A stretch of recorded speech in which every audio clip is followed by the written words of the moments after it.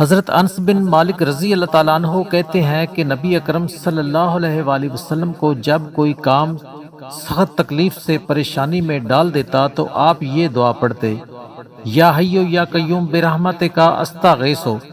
اے زندہ اور ہمیشہ رہنے والے، تیری رحمت کے وسیلے سے تیری مدد چاہتا ہوں۔ رسول اللہ صلی اللہ علیہ وآلہ وسلم نے فرمایا: بے شک بندہ کوئی گناہ کرتا ہے تو اس کے دل میں ایک سیاہ نقطہ پڑ جاتا ہے، پھر اگر وہ گناہ کو چھوڑ دیتا ہے اور استغفار و توبہ کرتا ہے تو اس کے دل کی صفائی ہو جاتی ہے، اور اگر وہ گناہ دوبارہ کرتا ہے تو سیاہ نقطہ پھیل جاتا ہے یہاں تک کہ پورے دل پر چھا جاتا ہے۔ رسول اللہ صلی اللہ علیہ وآلہ وسلم نے ارشاد فرمایا: قیامت کی نشانیوں میں سے یہ ہے کہ علم